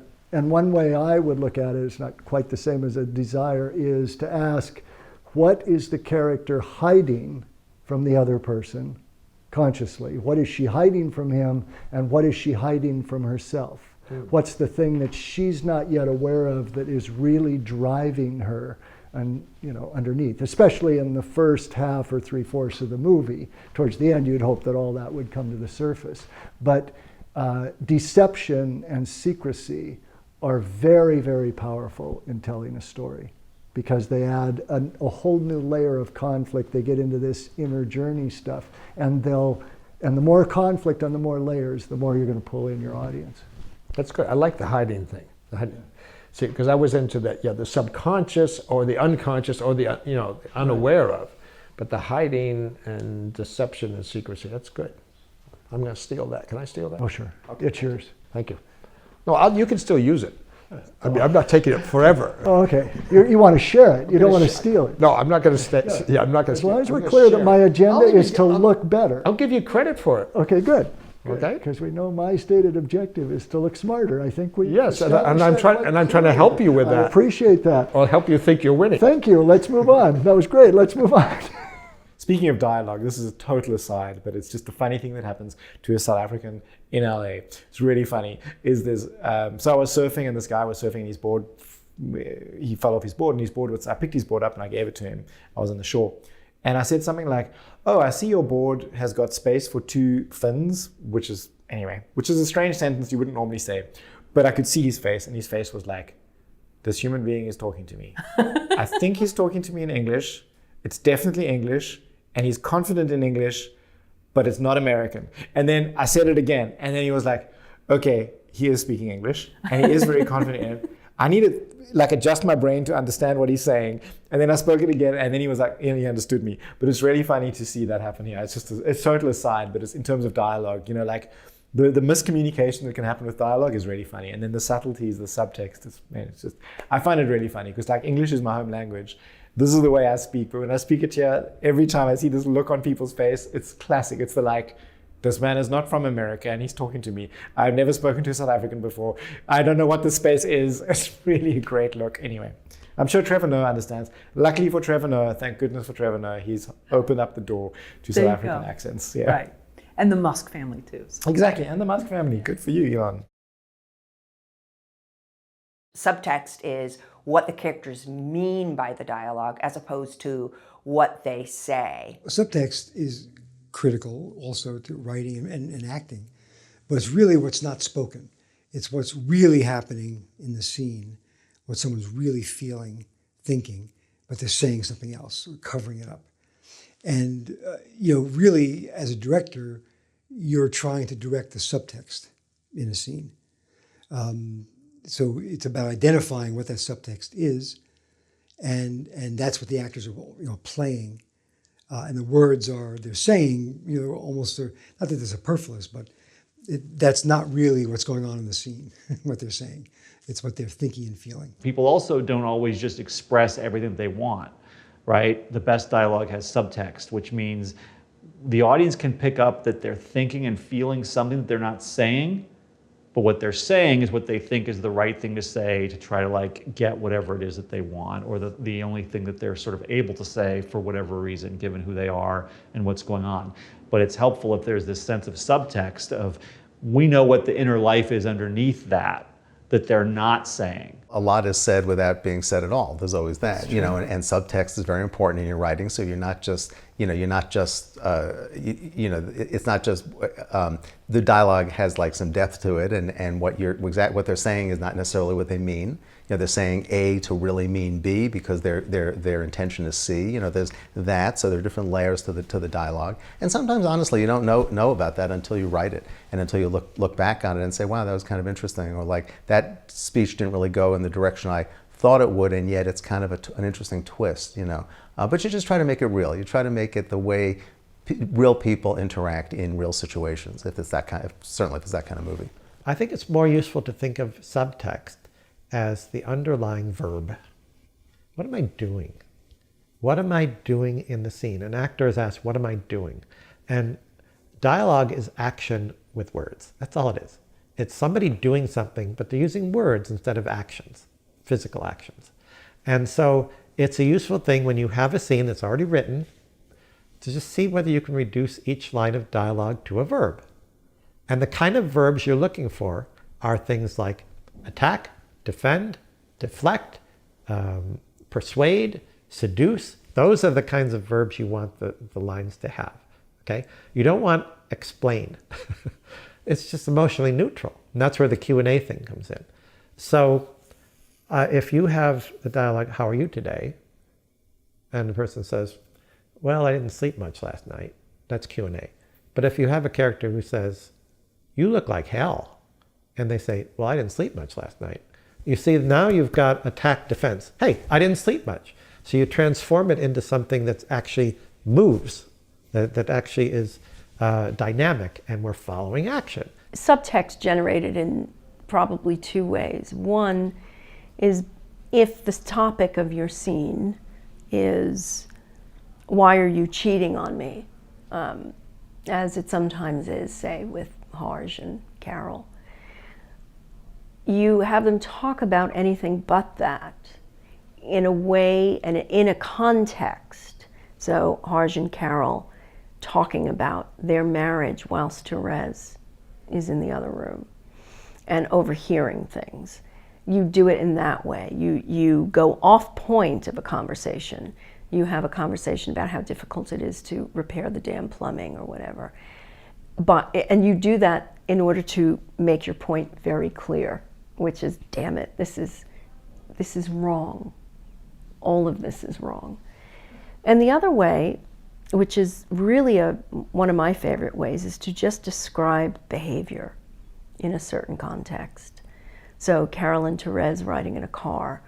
What is she looking at? What is she doing? What is this? What's actually going on? And none of it has anything to do with, I don't know, camera angles or anything like that. It's just about what's happening, which is the basis of all drama, whether it's a screenplay or a play. How people inhabit a space at a certain time. That's it. Here's a great way to explain subtext. Let's say that you have renovated your house, renovated your living room, and put a lot of time and energy and money into it. And then a friend comes to the door for the first time, and they come in and they say, oh, you changed everything around. Right? What's the subtext, right? It's like they don't like it. That's the subtext, right? But if they come in and they say, you changed everything around, then you know that they did like it. So subtext happens in our daily lives all the time. It's, it affects the way that the line comes out. It's the emotional. Sanford Meisner used to talk about the emotions of the scene are a river. The words are boats that float on that river. So the subtext is the emotional river of the scene or of the character. Ultimately, it is about a character wanting something, right? Every story is about a character wanting something and then facing a conflict to get it, whether they get it or not. So when they want something, they have a desire. That desire is expressed through subtext. If I want this glass of water, I'm going to take the action, right? So the subtext is that you can infer I'm thirsty, or I'm looking for some sort of like physical distraction to keep my hands busy or something like that. And the gulping is part of that too. Maybe, Sure. Maybe there's, I'm about to confront you on something. Yeah, or, sure. You know, or I'm your boss, or whatever. I'm a ex-girlfriend. I mean, there's just so many things, and Yeah. you're like, ooh, Yeah, exactly. What's she gonna say to me? So a lot of that is about interpreting. We are guessing what a character wants from the behaviors they're exhibiting, right? Now the context is simply the worldview, the situation they're dealing with, right? So we're sitting in a room right now. We all have different objectives, and so when the character. So the context is literally just like the plate that you're serving everything on. I compare it like visually. I came up with the metaphor of creme brulee. I just used a visual metaphor where you've got the plate as the context, and then you've got the brulee or the creme or the cream as the subtext, and then the top layer that's burned and scorched, bruleed, is the text. Oh, that's great. So the idea is basically what we're seeing is words, right? And those words often are in complete contradiction of actual intention, but in some way we're interpreting those words as a kind of behavior. So most of the time, like for example, it's part of the reason when I'm writing, the last thing I do is write dialogue. That was another thing I learned from Ron Mita. You want to be able to, well, do it however you want, but for me, I like to have the characters' intentions very clear and the conflict that they're going to be facing very clear. And what we're constantly trying to do, there's this one book called Character and Viewpoint, where it talks about how essentially, we're all like chimpanzees in the wild, and when they're in the jungle and they sense that there's a threat, they run away. And the first thing they do, as soon as they feel like they're safe, the very first thing they do is they stop, they turn around to see where the source of danger is. So that's when they're completely engaged. The whole chimpanzee metaphor is basically that we're trying to interpret the intention of things that are around us. So we're projecting what we think that person wants by the way it's behaving. So we're trying to determine whether it's a threat or whether it's safe, whether it's on our side or against us, that kind of thing. So ultimately what we're looking for with dialogue is we're trying to see if we can believe them.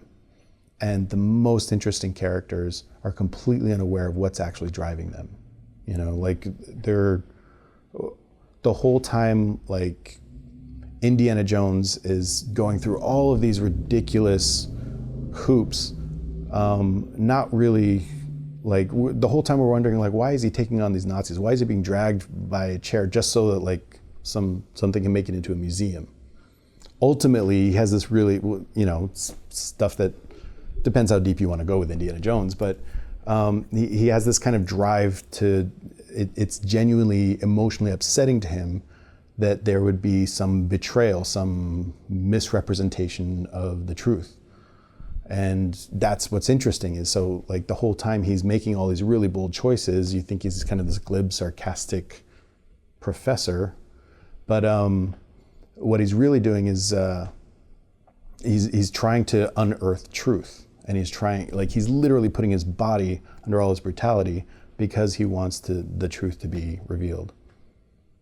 And that's, and every single choice, that because every single choice, whether he admits it or not, has led toward him exposing the truth for what it is. The other thing about good dialogue is that it beats around the bush. Nobody ever comes right out and says something. Instead, what they do is they hint at things. Right. And so that ends up being subtext, and subtext is dialogue plus action. It's never only the dialogue usually, it's dialogue plus action. So if I am sitting in a cinema seat and there is and my line of dialogue is, can I sit here? Is it okay if I sit here? That line of dialogue changes meanings if it's a gigantic, huge, ex-convict with tattoos all over them, or if it's an attractive member of the opposite sex. But the same line of dialogue has two different meanings there because of the situation. And one of the things we want to do is, again, that's the dialogue's not carrying the story there, it's it's part of the visual, and the verbal is a movie. But characters often hint around at things and never come right out and say them. And that's good dialogue too, because if you think about characters as like, I like to think about it, it's a first date. You're on a first date. You aren't going to immediately ask, so, you ever been married? You divorced? Instead, what you do is say, well, how do you feel about, something that seems neutral, and it's the neutral way to get the information. Right. You ask questions like, you never ask, so how do you feel about equal rights and responsibilities, when really what you want to ask is, you just ordered this lobster plate, it's going to max out my credit card, could this be Dutch? You sort of hint around at things, and that's how people really talk, or at least that's what seems real on film, is if characters don't come right out and say things, if they hint around. And that again comes with, once they hint around, the audience either knows or does not know what the reality is. And so we get either we're learning information from how they respond to the hints, or we already know information and we're going, they're trying to hide this information. We all have our hidden agendas, no matter what it is. If we're on the first date, our hidden agenda is learning as much about that other person as we can to figure out if there's going to be a second date. And so we're always trying to feel out the situation by sort of trying to find the neutral question that gives us the information, if possible. So we may not come up with a direct question, we'll find the indirect way to find that information. So that's like a subtext element thing. Take a simple line. Go ahead, drink it, right? So go ahead, drink it is the text. Okay. We can add different subtext to it. So if I say, go ahead, drink it, there's a different subtext. I'm maybe threatening you. Right. If I say, go ahead, drink it. Right. I'm saying, I don't really care what you do. Right. If I say, go ahead, drink it. Right. Well, I changed the text a little bit, but the subtext is totally different. Now, so that's text and subtext. Context is, we're sitting in a bus. I'm holding a gun. This is a clumsy way. I'm holding a gun, and you're holding poison, and I'm holding your child. So now the context is extremely loaded, and then the choice that you're about to make is implicit. And I'm saying, if you don't drink it, I'm going to shoot your baby. So I say, go ahead, drink it. See, the context is the story. The context is a situation you're dealing with. We can come up with a much better, that's just the clumsy off the top of my head kind of thing. That makes sense. But the idea is that basically like the text is ironically, because writers tend to overemphasize dialogue so much, the text tends to get too much importance. The most important stuff is the context and the subtext, because the subtext is the intention, the context is the conflict that you're dealing with, the situation you're trying to deal with. So if we're in space and we're flying toward the moon and we know that... Is this gravity, by the way? Or no? I don't know, I'm just making this up as we go. If we're flying toward the moon and we know that this is, that the only thing that's gonna save us is this little serum, and it could either boil our blood or it might save our lives, and we've just given up and we've been through this whole journey and we're about to open the hatch, and I say, go ahead, drink it. Then we open the hatch. It totally changes the whole context. So that the context is about the situation you're dealing with. Subtext is intention. Text is just the artifact. It's one expression of that desire. I just did a short film last year in Paris, a little spy thriller, a lot of fun. And I wanted to shoot it in French because I just didn't want to have French people speaking English with accents, just be ridiculous. You know? So we were going to subtitle it and shoot it in French. I don't speak French. So I had to learn a little bit of it phonetically, just so I could kind of recognize the words. My French producer, of course, was bilingual, so he would help me when the actors strayed. But the truth is, it didn't matter because I wasn't directing the words. I was directing what they were, their behavior, and what was behind those words.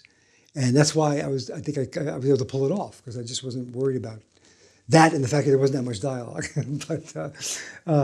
So it really is important to know what the character's intentions are in a scene, how they're being thwarted, what's going on underneath everything. That's subtext. Robert McKee in his book Story analyzed the scene in Casablanca with Humphrey Bogart and Ingrid Bergman, where he gives you on the page all the dialogue in the scene, and then he explains to you what the subtext is. So that's like the thing that stayed with me the most from that book. It was a really helpful thing. There's that scene in Annie Hall, the famous scene where Alvy is at Annie's apartment and he's looking around at like the photos on the wall and he's saying stuff, but then in subtitles they tell you the subtext, which is like, you're a really attractive girl, but what he's saying is, that's an interesting use of negative space. And her subtext is, I hope he's not a jerk like the others, but what she's saying is, oh really, you think so? So I mean, it's a comedic thing, but it's kind of showing you what subtext is. What makes scripts awful is when characters tell you everything. So examples, if a husband and a wife, let's say a wife saw her husband having lunch with another woman that she didn't know about, and he comes home from work, he's like, hi honey, how's your day? And she were to say, what she'll probably say in real life is like, nothing, with that kind of, I mean, Matthew Weiner's a master of like, subtext, and I recommend looking at just about any episode of Mad Men. But much less interesting. So, or she might say that the husband comes in and says, what did you do today? And I was in a similar situation once and I did not say, I saw you with another woman having lunch today. I wanted him to I wanted to maybe catch him in a lie. I said, or actually what did you do today? And he said, nothing special. Really? Did you have lunch somewhere interesting? What are you talking about? And maybe one of the things that I love is that if you really play along with that, you can also play with the audience in terms of them thinking, oh yeah, he was having an affair. Then we find out that it was an interior decorator and he was surprising his wife he just bought a little vacation home. And he was making sure, or he just was renting in Malibu a place and he wanted to make sure all the stuff was special for their anniversary. And then what can happen is if she keeps testing him and she starts bringing up old stuff about how he pisses her off, that scene could end with him not telling her what the surprise was and the couple deciding, you never trust me, you know what, I was going to do something nice for you and screw you. I want a divorce. I'm just spinning here, and I'm not saying that that's, the greatest scene, but that's an example of when you play with subtext versus characters saying everything that they're thinking. So there's this great scene I love to use in my classes in August Osage County, in the climax of August Osage County. I'm not going to be able to quote it because it is all filled with swearing. And that's one of the reasons I picked the scene. It's kind of fun when I do it in my classes. And but the Julia Roberts character is, she's demanding that her mother eat the fish that was brought for her at lunch. And we go through the scene and I ask my students what were each of the characters' intentions. And sometimes, most of the time they don't, but sometimes people will say Julia Roberts' intention is for her mother to eat the fish. And I'm like, that is absolutely not her intention. She doesn't care whether her mother eats the fish. Those are the words she is saying. But that's not the intention. The intention has nothing to do with that, right? Her intention is to distract everyone in order to stop her sister's about to reveal this big secret. And she's trying to stop it. So she's just kind of swearing at people and yelling at people in order to keep people from doing this. So her intention is to get everyone, is to prevent this truth from coming out. But her words are eat the fish, but with a bunch of F-bombs in it, So it's just a great example that, what we say is not the same thing as the meaning. I like to do an exercise with students from time to time. When I sometimes do classes on working with actors and directing actors. And I get a sample scene of two characters having lunch.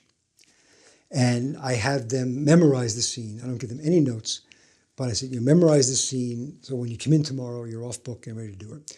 And so they come into the class, and we confirm we've never spoken about the scene, we haven't talked about it, nothing. So I have them just play the scene first with no direction at all whatsoever. And it's like a 5-minute scene.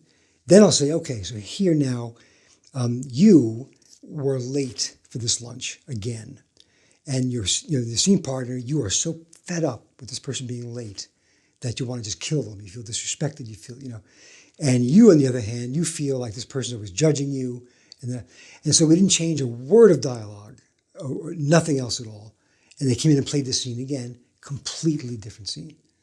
And we kept doing that with four or five different permutations on what's the subtext of the scene is. And it was a great way to illustrate for these students that, wow, it really is about the subtlety, the nuance of behavior, the body language, and you can add a different meaning to any scene. Television writing traditionally has tended to have less subtext, especially kind of like what we traditionally think of as like primetime network dramas and comedies. Usually have a lot of dialogue, and the dialogue tends to be a little more on the surface with just saying whatever it is people are thinking and feeling. Although nowadays, when we have all these TV shows that are more movie-like and that have a different feel to them, you might see a lot of subtext in the dialogue there, as you might do in movies. It's a more, I guess, slightly more like sophisticated kind of thing, which isn't necessarily present in certain genres. Like if it's Bruce Willis in Die Hard, there's probably not a lot of subtext, right? Or if it's South Park is not filled with subtext, right? So, but sort of like serious dramas, tend to have more subtext, or just, I hate to use like a pejorative that, it's good if you have it and bad if you don't, but to some extent that's true, that it tends to be more interesting and involving if we're seeing people who aren't saying everything that they're really thinking. I mean, Fleabag, I don't know if you've seen Fleabag on Amazon, is a series that I recently watched both seasons of, and it has this great device where the main character turns to the camera and like kind of tells us sometimes her subtext. And it says this running dialogue with the camera, which they did a little bit in House of Cards, and other shows have done it too. They do it in their own unique way so that the audience is in on it. She doesn't give us every bit of subtext, but she gives us some pointed looks and moments of here's what she's really thinking, but she's saying something different. Any director or actor can take a scene and insert subtext. It's the simplest thing in the world. What just happened to me right before I entered the scene? What am I worried about? I've got a pain in my rib that I'm really worried about, and I'm afraid to go to the doctor about it. These are things that are never spoken in the scene, but they're going to inform how the scene is played. So there's always got to be subtext. No such thing as no subtext. And I find, by the way, that actors are naturals, or tend to be naturals at writing dialogue, because that's the first thing they learn in acting class, is basically, right, is that we're not acting the lines, you're playing an intention. They will study the lines written by writers, and they're going to be trying to figure out, what is my intention, right? It's like that old cliched scene you've seen where the Hollywood actress says to the director, what's my motivation? That's what we mean by intention. What is it I want? What do I want from the character? That's what the actor's playing. They're not playing sadness, right? That leads to bad acting. They play, I'm angry and I want this person to listen to me, right? That's the intention behind whatever the dialogue is. And so actors tend to be they tend to be more naturals at dialogue for that reason. And in fact, I've told people, if beyond what I teach them, if they're still having a hard time with dialogue, that take an acting class. And I've had some people do that and end up going into acting because it's just a great way to get you thinking about intentions. There can be dialogue that's too poetic, right? Like it's so poetic that we aren't really having a conversation anymore, and we aren't really pushing the story forward anymore. We're just saying nice flowery things. The other thing to keep in mind about a screenplay as opposed to a novel is it's a limited amount of time, so it has to be richer. They say a novel is drama, a novel is gossip, drama is scandal. Everybody is, instead of walking, you're running. So if you have dialogue, it's precious and you want it to be rich. It's conversation with a purpose. It's people conversing, but every line needs to move the story forward in some respect. Whether it's moving the plot forward through some sort of revelation that a character makes, or moves these characters forward in their own relationship because they have an argument and that conflict causes one or both of them or more of them to shift in terms of their thought processes and feelings. Or it provides some exposition, some information, some data, which is a key to help them get a clue to move the thing forward. But yeah, dialogue is conversation, but it's conversation with a purpose. You need to be really mindful of that. Great dialogue is spare. It's in a lot of cases, you'll listen to big monologues, like Quentin Tarantino loves a big monologue, and it fits that style of movie making. For me, dialogue reveals character, so it should reveal something about your character we didn't know, and it should push the plot forward. They're the two main functions. Can it operate outside of those? Sure, why not? But the minute you start subscribing to, for me, creating dialogue outside of those two functions too much, you will slow the pacing of a script. And so dialogue is almost, to put it extremely, it's a last resort. When we're watching a visual medium, so we're telling a story visually.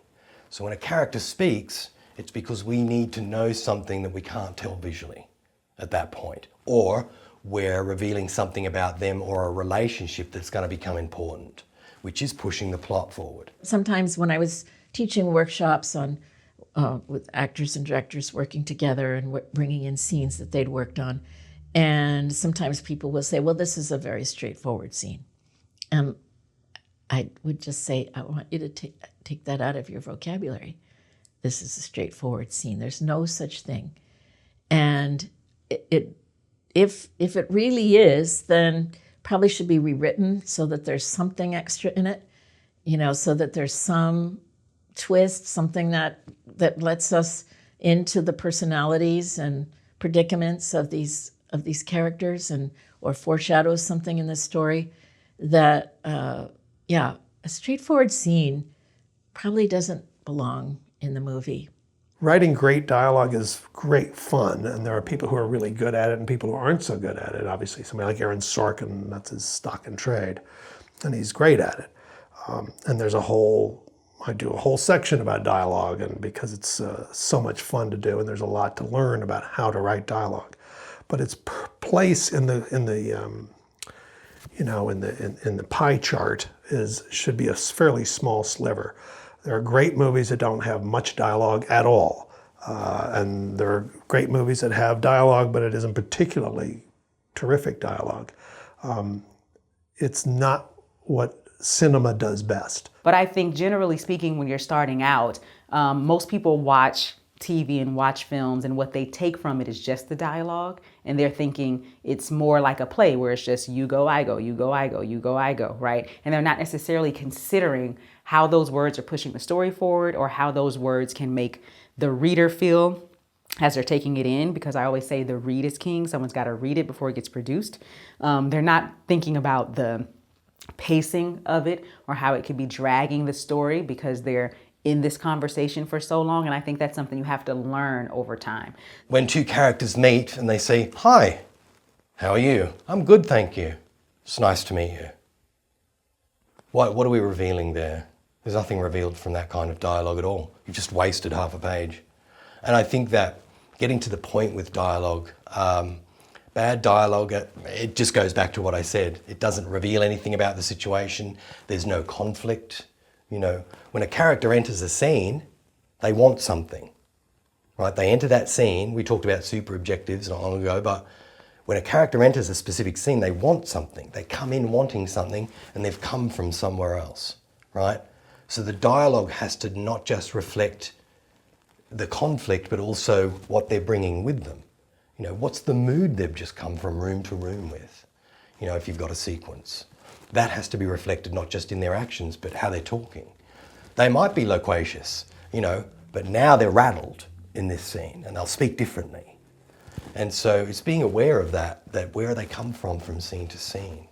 Dialogue also reveals so much about things like character traits and flaws and life phases. So you want to think about things like, where is this character in their life? And when I look at the life process, is my dialogue reflective of where this character is? Is my dialogue reflective of the want? Is my dialogue reflective of the conflict that the character might feel internally?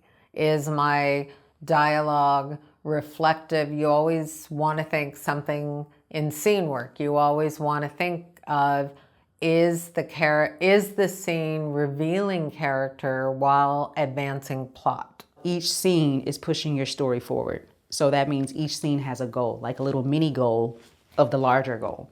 If you don't know what that is, you can get lost in the sauce of your dialogue and your action, right?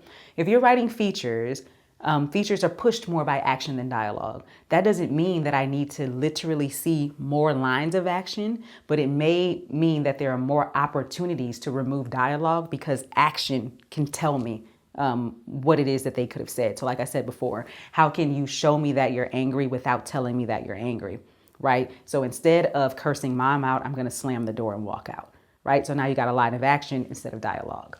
I don't think that there's a particular balance that has to be made. It just depends on what's happening for the scene. I literally just gave a note the other day because we did a table read, so we were reading the script out loud, and the action was actually distracting because it wasn't necessary. What we needed to focus on were these people talking, because once it's getting shot, the director's gonna give them blocking, right? So they're gonna be moving around, they're gonna do stuff, so it's not, or they won't, because we're just focused on their conversation. It depends on what the shot is and what they decide it's gonna be.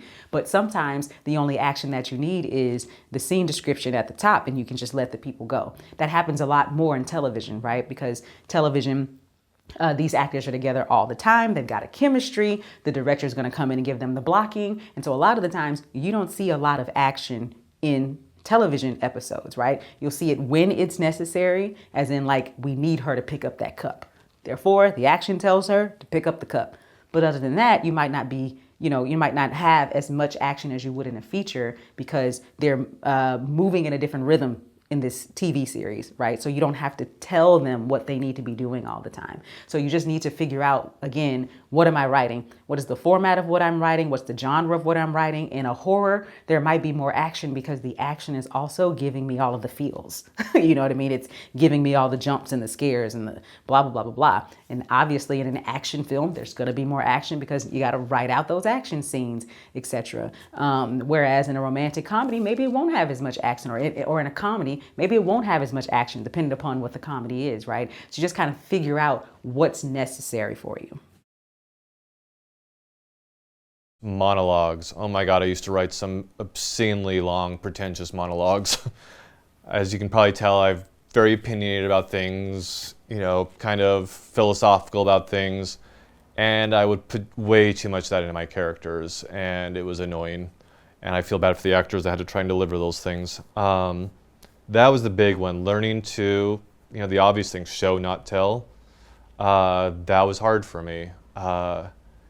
It really took trusting my own abilities as a filmmaker, trusting the audience is another big part of it. I would never suggest anybody have 4 or 5 pages of only dialogue, right? There's got to be some action in there because it's on the screen, it's pushed by action, right? But generally speaking, sometimes it's just, hey, we're in the mall and we're walking and we listen to them walk and talk, and we don't need to have any other action unless they're stopping at a store, picking up a bagel, whatever it is they're doing. You know what I mean? So many story experts will say no more than 4 to 5 lines of dialogue. So of course, when you hit a monologue, you're going way over that. If the monologue serves the intention of the story, there is value in the monologue. When you look at Aaron Sorkin, who could have a full page or 2 pages worth, and it serves the story in such a brilliant way that brings you to a sense of depth and understanding of the character, there's a value. However, just know that the rule of thumb is you should have 4 to 5 lines of dialogue. So the value of brevity, the value, I often tell writers, you want to look at these big, huge chunks of dialogue and figure out how you can say the same thing in less words. What is the focal point of the intention, and how can you hit the same depth? Because the consequence of too many words is you lose the focal point.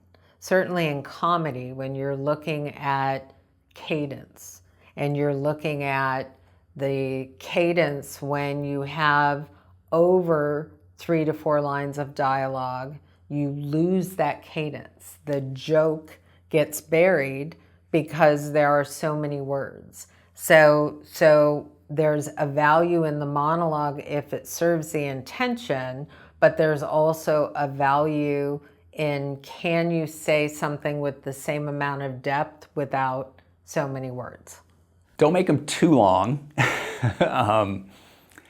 I mean, I think maybe 1 or 2 long dialogue passages are okay, but especially for new writers, you don't want to have super, super long dialogue blocks and too many monologues. Just saw Oppenheimer, and Christopher Nolan has a lot of expositional and explanatory dialogue, but it makes sense because they're all scientists and they're going back and forth about all of these scientific topics, and they're just giving detail after detail. And it's, you are okay with it more because visually he's a stunning director, you know. The big screen experience is important to him, and I saw it in a theater, and it is interesting to watch. But on the page, I'm guessing it would just be so much long dialogue, on the nose dialogue scenes with so much exposition, and I'd be like, oh my God, when are they going to stop talking about fission versus fusion, you know? So a newer writer who doesn't have that track record, who isn't known for something like Aaron Sorkin might be known for monologues, but you're not. So you really want to keep the dialogue as tight as possible. Maybe with you know, a few flourishes every now and then. Maybe you do have a key monologue once or twice in your script that ideally it captures theme, it explores the theme, what your story's about. People in the 70s and 80s talk differently in the 90s and the 00s, you know, I mean, it's or the 40s and 50s, it's all very different. But the basic way of communicating, you know, having clear, interesting words that lead you to a particular point, that's always what it is. It's how you get there. It's been a little bit different. And writing anything I've written that's had interestingly, I wrote a Christmas movie for Hallmark a few years ago, and there were flashbacks to the 1920s. And I had to write dialogue that seemed about right for the 1920s, and it was just cadence, you know, it was just being a little bit more formal, you know, a little bit more on the nose maybe with some of the things that were said, and it was fine, you know, and it just, I think it worked, you know, I mean, it wasn't about going back and seeing, now what word did they use in the 1920s for, you know, automobile, you know, or something. I mean, it wasn't that, it was a feeling, it was a texture to the words. So that can be really fun, you know, because we don't exactly know how people talked. I mean, yes, we have movies from back then and we can see, but we're still filtering those things through a contemporary perspective. So it's not going to be quite like it was back then. And you want people to be able to relate to it and understand it. As a guy with gray in my hair, you know, one of the problems often is my vocabulary is different than current, you know, 15 to 25-year-old vocabulary. And so part of that is you kind of have to remain a little current into what's going on in the world and, Sure. you know, listen to slang. That there's 2 theories on slang, and one is to basically keep current with how people are speaking, which whether that is actually going down to the mall with do people go to a mall anymore? That's dated right there, huh? I think that's an 80s. thing. That's Fast Malls Times are at 80s. Ridgemont High. But anyway, go down to wherever the young people, go down to your skate park, you know, Yeah, there you and go. record people and figure out what the slang is. Or the other way to do it is the clueless version, where you create your own slang, because that way, if you create slang for today, for today's youth, then that film's slang doesn't work for tomorrow's youth. It's jeepers, and it's like, it doesn't work. But Clueless decided that they were going to create their own slang so that it would be, even though it doesn't really work because he's totally Baldwin, now has no meaning whatsoever. But basically they created their own slang for that movie, and by creating their own slang, they came up with something that we hadn't heard before. So that also made it more interesting dialogue. But really, if you're a writer and you're writing for today's audience, you have to still know what today's audience sounds like. And that deals with stories as well, just the story concepts, because it's like I know a writer who's my age who is still writing movies for Julie Andrews, and that's never going to happen. It's like you can write for the past, and the past, unless you have a time machine, you can't sell that script. For me, I grew up watching 70s movies, and gritty 70s movies are great, but I don't own a time machine. I can't go, if I wrote one, I can't really go back and sell it. So even though I still might write one of those, just for my own personal, those are tough sales. They do every once in a while pop through, and I think part of that ends up being they're based on a novel. So who is it? Killing Me Softly. What the hell is the name of that? Oh. No, there's a Brad Pitt movie. And now my memory's all gone. But there's like there was a recent 70s film that was somehow made today. And it was a crime film. It was totally had the gritty feel, had the same sort of a 70s feel, but those are so few and far between. Writing for the wrong time period is a mistake. A lot of writers don't realize, they're so interested in story, and what am I going to do in act 2 to end it, and instead of thinking of how would this person express themselves in this situation to make me feel that I'm part of this scene, so that I could put myself in their place and feel what they're doing through the words. I would just add that is what drafting is for, because in one draft you're going to be focused on the story, and then maybe when you've got the story, you're going to look at word choice in another draft, and then you're going to look at the dialogue and really polish the dialogue. By and large, you write a script, you turn it in, you get notes, and then the notes come with dialogue issues. I don't understand this line, this isn't funnier, love that line, this works, this doesn't, could you add a little bit, put a little twist on it, that's duplicated, that kind of thing. Which is very helpful, and it's all like, I look at the scripts as just this big piece of clay that you're constantly molding and shaping, and it's just sort of moving with and trying to find the shape to it until you have your the piece of pottery that you're trying to make. It's a lot of changes. They always say writing is rewriting. And that's really and that's so important. I'm a big believer in rewriting. I'm fine about rewriting as long as it makes sense, and it's not just to do it. Because you do make things better. You can't get it on one fell swoop. At least I can't. You have to write and rewrite and sort of really work on it and really think about it and get some distance from the material too. So that you can sort of look at it with your own fresh eyes, and you have a much better sense of what works and what doesn't work. One of the best questions you can ask yourself for every single line of dialogue in your scene. So write the dialogue, first draft, just do what you want to do. Don't worry about that. But when you reread the dialogue, ask yourself for every line, why is that character saying this? Why is that character saying that specific line? Most of the time it will be because they're responding to so they're reacting to something, that's fine. But a lot of the times you will find that a character is saying something because you want the character to say that, not because the character wants something in that scene at that specific time. So you gotta know what the character wants, and then every line of dialogue is a strategy for that character to get what they want. And if that dialogue is not that, then you rewrite the line until it fits that. Anything scientific or technical that's in dialogue, the audience doesn't even hear it. They just hear blah, blah, blah, blah, blah, blah, blah, blah, blah. When you are doing a very contained, like a low budget, that has a lot to do with it too, because a lot of times the people are sitting and talking. Right, you're in a room, you're in a house or whatever, and so they're sitting and talking. But I think making sure that pacing is good, so it just doesn't feel like really people just explaining things. That's kind of the death of people's dialogue, is when people over explain and they don't know how to sort of weave in that exposition kind of nicely. Then it really just kind of like hangs there. That's not good writing. I think the biggest mistake is over explaining and not knowing how to tunnel the background of the story into the story instead of laying it out. Like, we just developed a brilliant screenplay for the last several years in which the opening conversation just is not convincing because there is no other explanation for the words in the conversation other than explaining to the audience what's going on.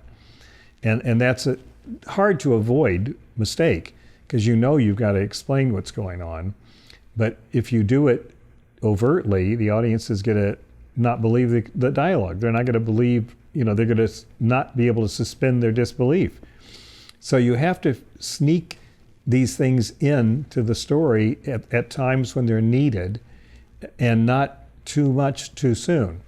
One of the common mistakes, I think the root mistake beneath that mistake is thinking that the audience is not as smart as they are. It's looking down on your audience. There's ways to make sure the exposition in your dialogue matches the objective.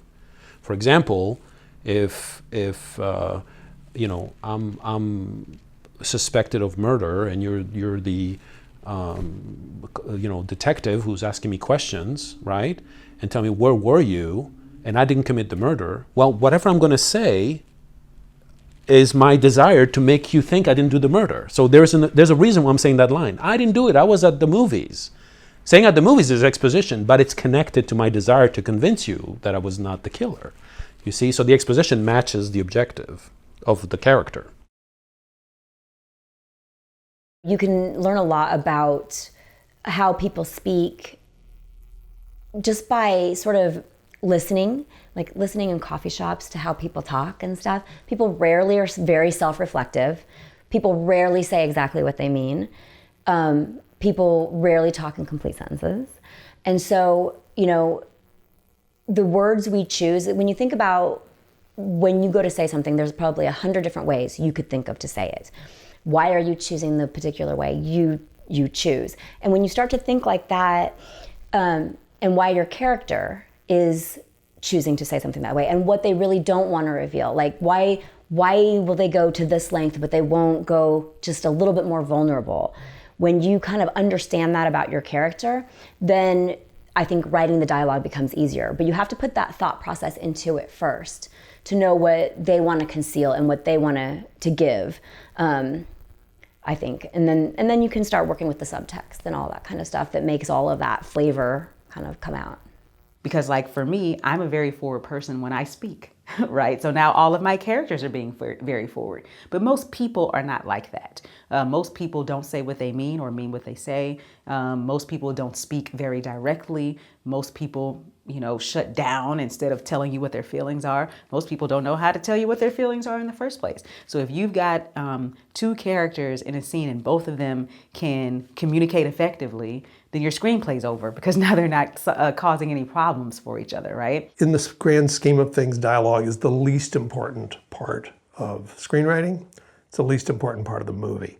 Obviously, there are dialogue-heavy movies that, All About Eve or something, where that may not be the case. But even then, structure is much more important. Story, character, scene, and then lastly, the actual specific dialogue. When there's no more time for words, sometimes a character will act.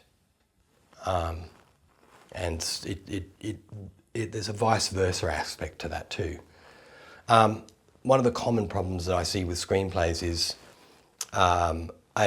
a character will often say something in dialogue that we've already just seen them perform. So we're getting the same meaning from the action as we are from the dialogue, like a redundancy. And I think that that's something to watch as well. But again, it's very much centered around an individual scene and how that's structured and what the required action is. And you're also tapping in again to that character's wants and needs. Even though you have a super objective, you have a whole lot of micro objectives along the way for a character trying to get what they want in specific scenes. And so, you know, it might be that they come in acting a certain way, and when it doesn't work, because of the conflict with someone else, they have to speak. Or it might be the same, it might be reversed, where they come into a scene in a bluster trying to get their point across verbally, and when it doesn't work, they act. It should never be they're using dialogue or speaking about how they're acting, because we're getting the same message through dialogue as we are through action. I always fall back on that same, you know, if we can tell it visually, you know, it's show, don't tell, but if you can tell a story through characters' action and reveal their character through action, rather than dialogue or being told how good they are, show us how good they are. You know, and so I try to take that into what I'm teaching as well sometimes is, you know, try it without dialogue. Write this scene without dialogue and just see what happens. Or write this scene just with dialogue, see what you get. And then try to marry the two. But I think it's staying true to that idea of, you know, what is the conflict? What does your character want in this moment? And what's the best way for them to get that? It's always a temptation for most writers to jump to the dialogue too fast because it's fun and they just want to get to it. It's so much more fun to write for most writers than structuring out their story. I happen to like structure, so it doesn't bother me, but for a lot of writers, they just want to get to the dialogue quicker. There's this thing that I call bumper stick. Actually, I don't call it. Patrick Shane Duncan, who wrote Courage Under Fire and Mr. Holland's Opus, calls it bumper sticker dialogue. And so what it is he wrote, he did some rewrite work on a Chuck Norris movie, and he didn't get credit on screen, but everyone has the bumper sticker that says, if I want your opinion, I beat it out of you. And he wrote that line. And so if you come up with those lines, go ahead, make my day, you know, and all those things that'll end up on a bumper sticker or a t-shirt, you know, those are the gold we're looking for. And in the film noir class I did, Out of the Past just has line after line after line that you go, you could engrave that on a bar of gold and it would increase the value. And, you know, if we can come up with those lines that are clever that people remember. Well, that's a writer's job, is to voice things that people can't say.